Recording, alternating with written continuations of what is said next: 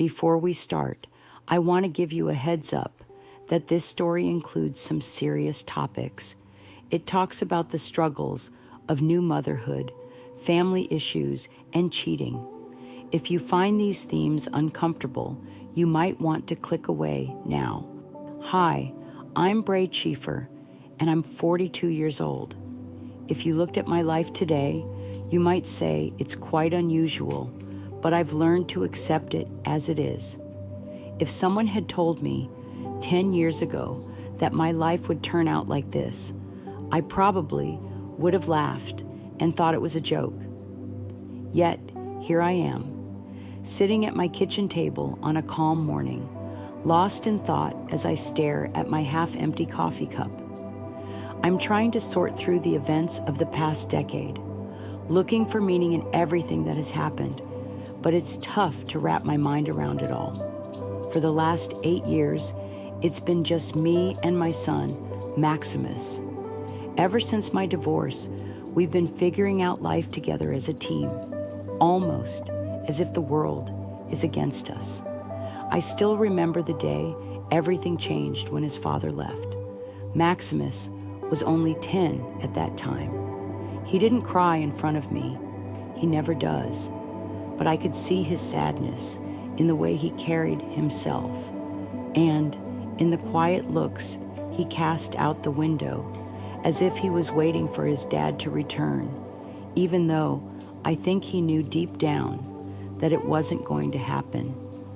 Every day he would wait, and every day I watched disappointment grow on his face when his father didn't come back. The day his father left, I made a promise to myself. I vowed to always be there for Maximus, to ensure he never felt alone. I wanted him to feel the love and security of a family, even if it was just the two of us. That promise has been my guiding light and motivation, even during the toughest times. It hasn't always been easy, but I've worked hard to create a stable environment for him, giving him all the love and support he needs, no matter what challenges life throws our way. For a long time, I genuinely believed I was holding it all together. Maximus was a sweet and kind kid, always eager to help around the house. There was something special about him that made him shine among other children. But as he grew older, things began to change in ways I didn't fully understand.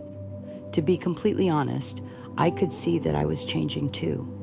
Maximus turned 18 this year, which felt like a significant milestone for both of us. He's not a kid anymore, but sometimes I still think he's trying to figure out what it really means to be a man. It's not an easy change, and I can see he's having a tough time with it.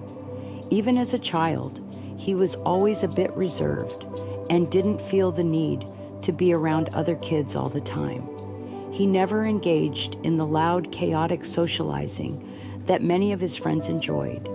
He prefers staying home over going out and doesn't have close friends like you might expect from a young man.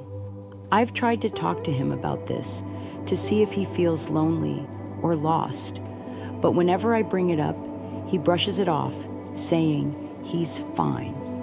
Yet, deep down, I know him better than he realizes. I know he's not fine. A mother can sense these things, even when her child tries to hide them. About a month ago, Maximus shared something with me that completely took me by surprise, something I wasn't ready to hear. It was a quiet evening, just the two of us in the living room, when he suddenly opened up in a way I hadn't seen before.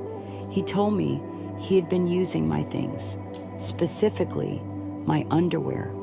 At first, I was utterly bewildered and couldn't grasp what he meant.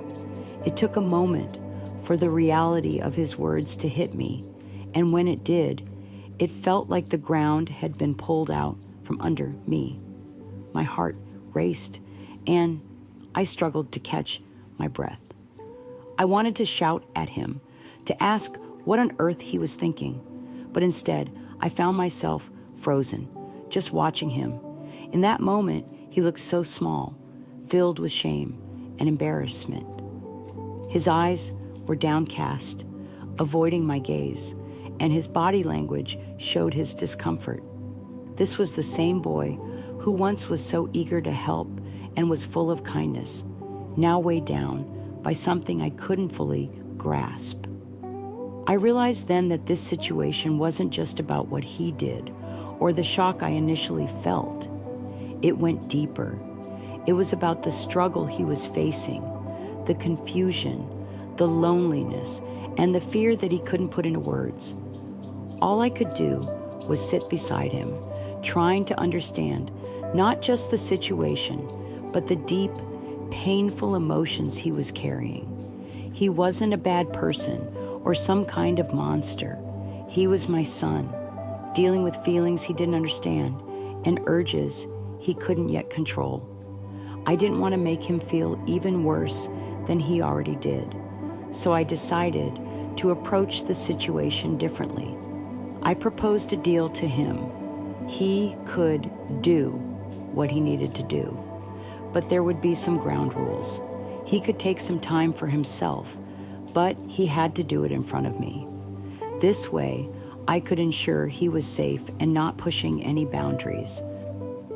In return, I told him I would be able to invite anyone I wanted into our home without him questioning or judging me. It wasn't an ideal arrangement, but it was the best I could come up with at the moment. Since then, things have shifted. Maximus seems to be a bit more at ease. He's not as tense as before. He still doesn't say much, but he no longer avoids me like he used to. I've come to realize that this arrangement isn't only for him. It is also beneficial for me. It gives me the freedom I've longed for, letting me live my life without feeling like I have to walk on eggshells around him. Sometimes, late at night, I lie awake and question whether I made the right choice. I wonder what others would think if they knew about our situation. Would they label me a bad mom or a failure? Perhaps they would, but they don't understand Maximus or what it's like to see your child in pain while feeling powerless to help them. They don't know the struggle of trying to keep everything together while feeling like you might break apart at any moment. I don't know what the future holds for us, or whether this arrangement will work in the long run or fall apart unexpectedly. But for now, this is how we've chosen to live our lives. It's messy and complicated, but I'm doing my best for both of us. If you're enjoying this story, please hit the like button, share your thoughts in the comments, and subscribe for more like this. Trust me, there's plenty more I'd like to share. The deal we made wasn't planned. It just kind of happened. One moment, I was sitting there trying to figure out how to discuss things with Maximus, and the next, the words just came out without a second thought. You can keep doing what you're doing, but I need some things in return. He looked at me as if I were speaking a different language. His face went pale, and his hands formed fists on the table. For a moment, I thought he might stand up and walk away. In a way, I almost hoped he would, that he would tell me I was being unreasonable and leave. But instead, he just sat there, staring at me, unsure of what to say. Finally, he asked, "What do you mean?" His voice was quiet and shaky, as if he wasn't sure he really wanted to hear the answer. I took a deep breath and explained, "I mean, you can continue, but only in front of me. In return, I want to live my life the way I desire. I have a way of bringing people into the house without needing to explain anything. No judgments, no questions, just a situation where we both get what we need." After I said this, there was a long silence. Maximus didn't respond. He only looked at me, his expression serious, his lips pressed tight. I could see he was trying to understand what I meant. I felt the same way. My words hung in the air, and there was no way to take them back. But deep down, I wasn't sure I wanted to. Finally, he nodded slightly, just a tiny gesture. "Okay," he replied, his voice so quiet I almost missed it. "If that's what you want." And just like that, we had made a deal. The first time this happened, I felt sick.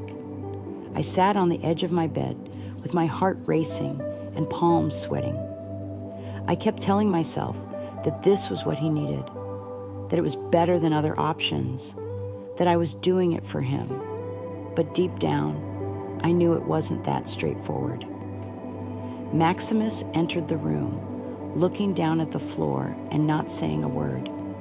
I didn't speak either, and we avoided looking directly at each other.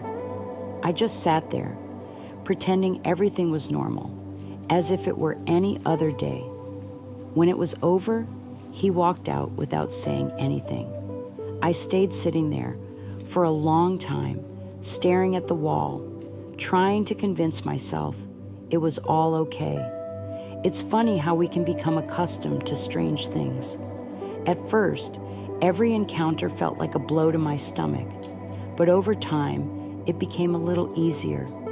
Maybe I just got better at hiding my feelings. I assured myself it wasn't hurting anyone and that it was just a different way of coping. I felt practical, like I was making the best of a difficult situation, and for a while, I convinced myself of that. Maximus, on the other hand, had a harder time. He tried to act normal, but I could see the shame and guilt in his eyes. Though he never voiced it, I knew he despised himself for needing this, for needing me. Each time I saw that pain reflected in his face, my heart ached a little more. But what could I do? He was my son, my only child. I couldn't abandon him or let him struggle alone with his emotions. So I did what I always do. I put on a brave face and pushed forward for him, for me, for us. Some days I question if I'm making the right choice, and I often wonder what the right choice even is anymore. But this is our reality, the life we've created, and for now, it's what we have to accept. In the beginning, it wasn't too different. Maximus stuck to a loose routine. Sometimes it happened in the morning, and occasionally it wasn't predictable, but I could manage it.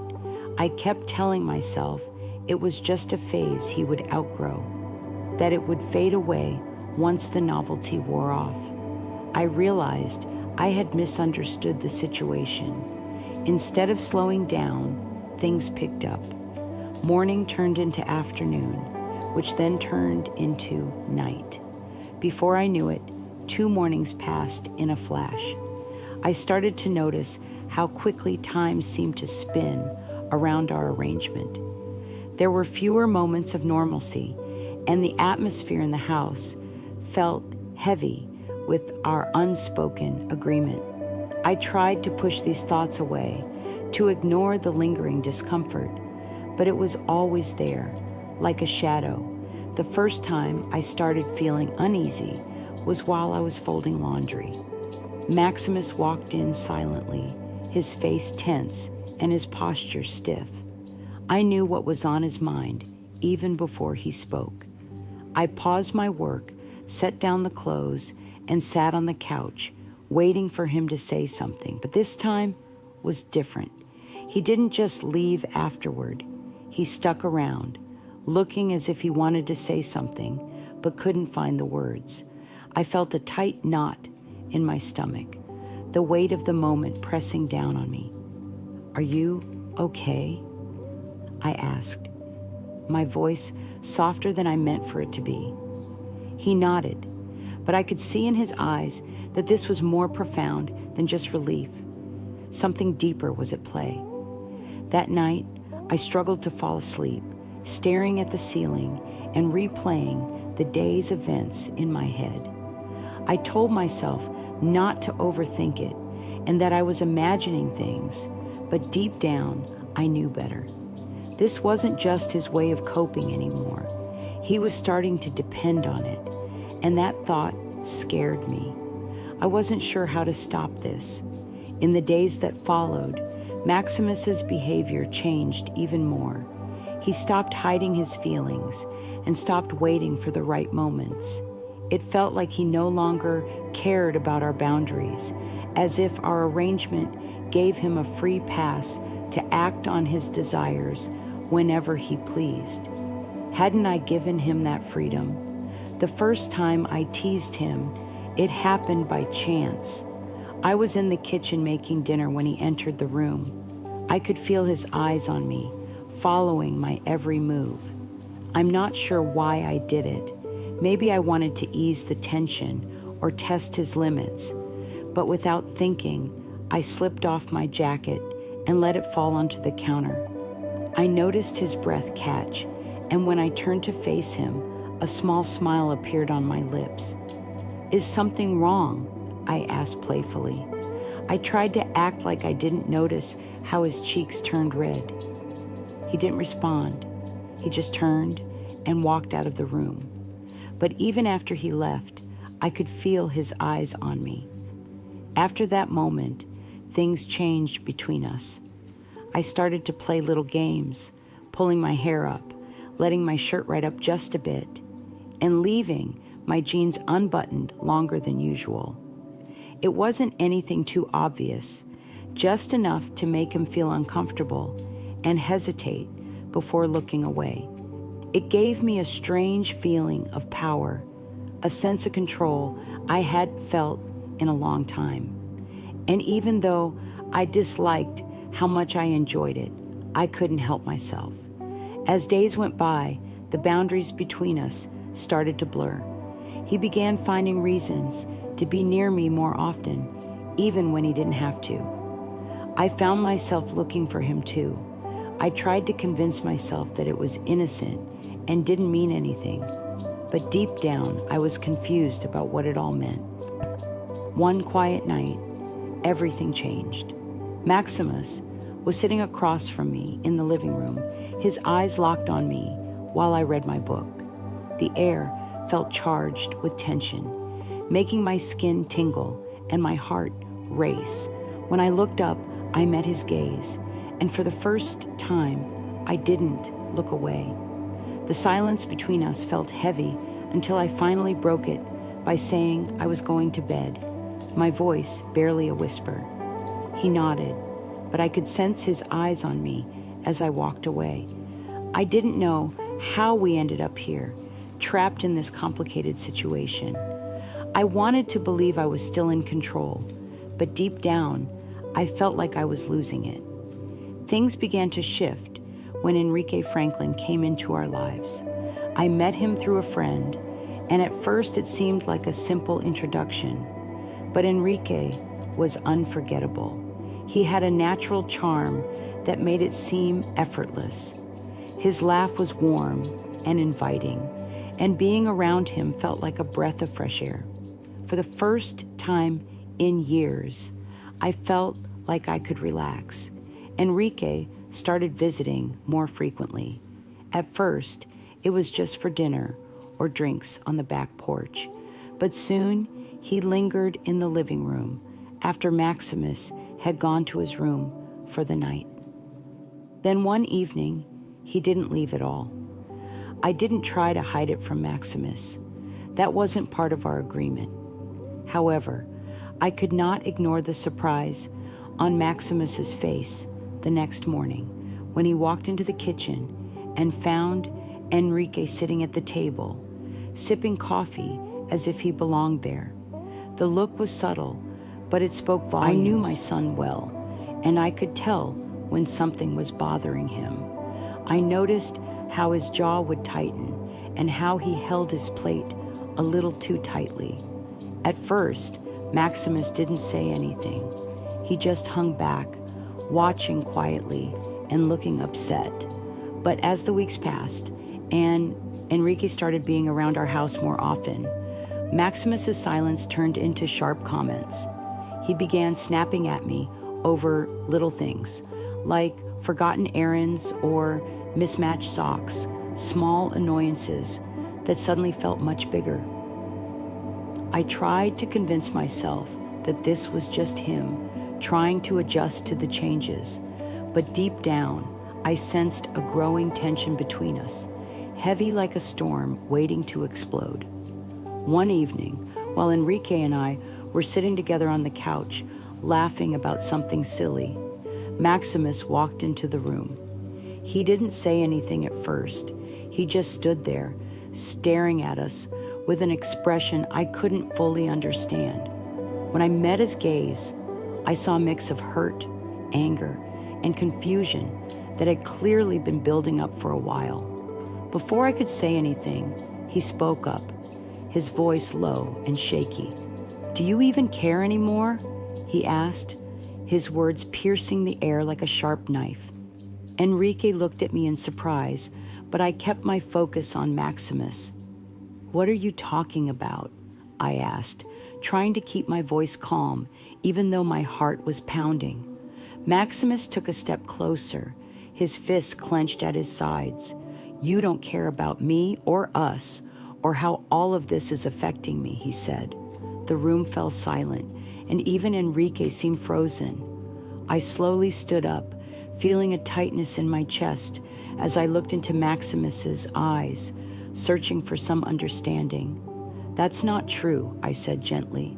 "I do care about you." But he shot back with more anger. "How is any of this for me? You let this guy just stroll into our lives, and you sit there laughing with him like I don't even matter." His words hit me like a punch in the gut, taking away my breath. "Maximus," I said, reaching out to him, but he backed away before I could reach him. "I didn't know you felt this way," I admitted. "Of course you didn't," he replied bitterly. "You're too caught up in your freedom, or whatever this is. Do you even see me anymore, or am I just someone you can ignore?"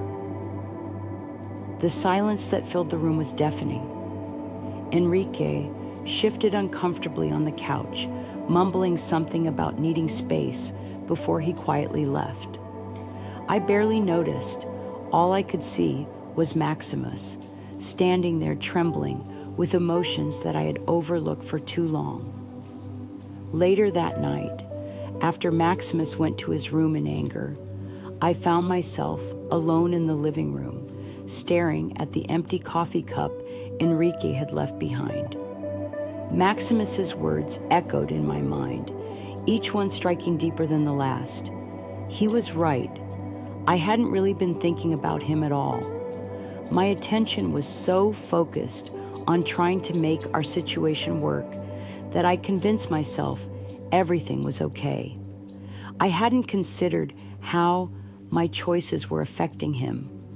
For the first time in a long while, I felt the true impact of my decisions, the agreement I made with Maximus, the boundaries we crossed, and the lines we blurred. It had become about more than just us. It was about our transformation and the hurt we were causing each other. That night, I couldn't sleep. I just sat there staring at the door, wondering if there was still a chance to make things right, or if it was already too late. The day after our argument, the house felt eerily quiet. Maximus stayed shut in his room, and the air was thick with unspoken tension. I sat alone at the kitchen table, staring into my coffee, the steam rising like a fog that clouded my thoughts. I couldn't ignore our situation any longer. Whatever was happening between us couldn't continue like this, neither for his sake nor for mine. Later that afternoon, I knocked on his door, but at first, there was only silence. I pressed my forehead against the wood, saying softly, "Maximus, please, I need to talk to you." Finally, the door creaked open, and there he was, his expression guarded and his eyes tired. "I'm sorry," I said, my voice shaking. "I'm sorry for everything, for not realizing how much this has hurt you, and for letting it go this far. I was wrong. His face didn't soften right away, but he stepped aside to let me in. I took a seat on the edge of his bed while he leaned against the wall, arms crossed. We need help, I confessed. Both of us. I can't keep pretending I know what I'm doing, and I refuse to let us continue down this road. I've made too many mistakes, but I want to fix them if you're willing. At first, Maximus didn't say much. He simply nodded and looked at the floor. A few days later, we found ourselves sitting in a small office with Rafael Cabrera, a family therapist I had found online. He was a kind man with a calm, steady presence that made us feel safe, even when we were reluctant to speak. For a while, both of us sat in silence, the weight of our problems too heavy to express. But Raphael had a knack for breaking the silence with questions that felt more like invitations than intrusions. Slowly, Maximus began to open up.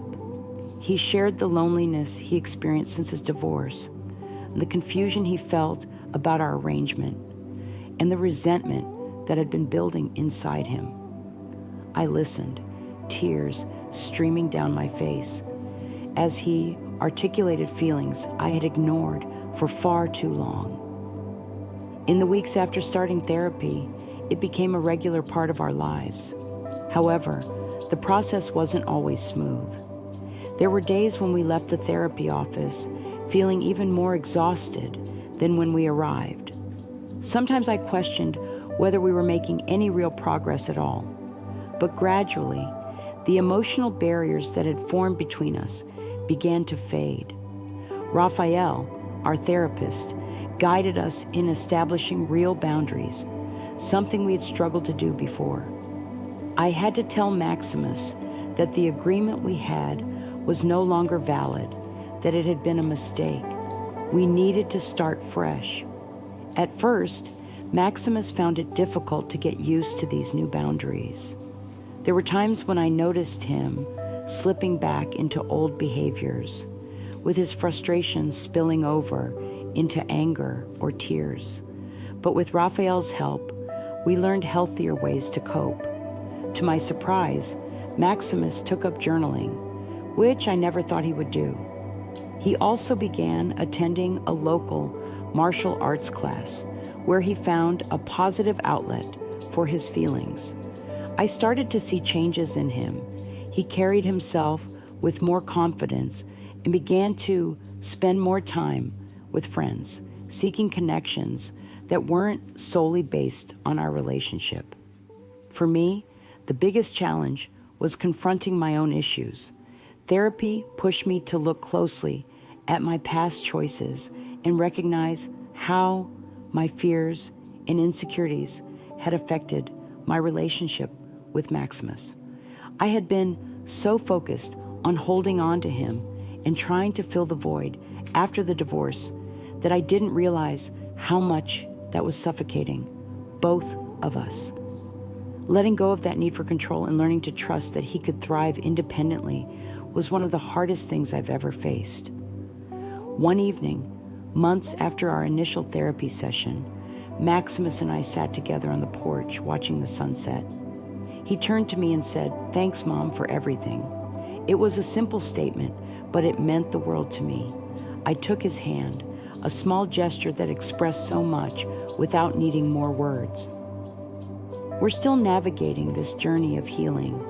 It isn't a straight path. It's messy, complicated, and filled with ups and downs.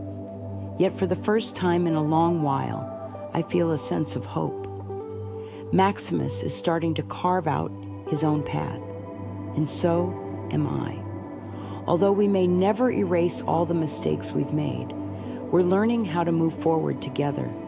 Life doesn't come with a manual, and honestly, I probably would have tossed mine aside long ago. Maximus and I have faced more challenges than I ever imagined we could endure, but here we are, still trying and still learning.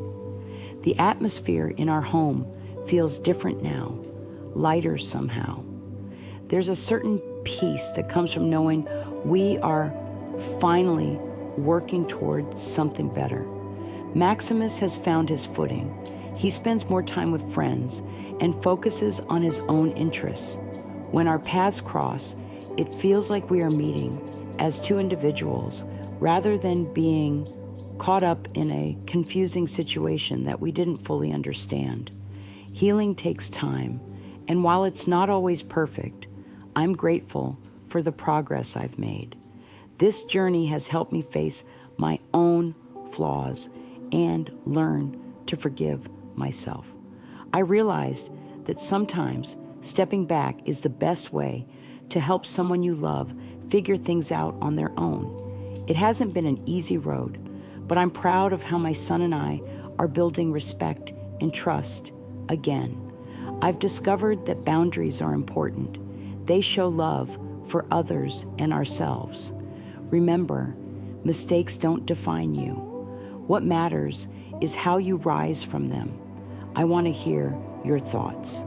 If you faced tough times, how did you move on? Share in the comments, and if you like this story, please like, share, and subscribe for more.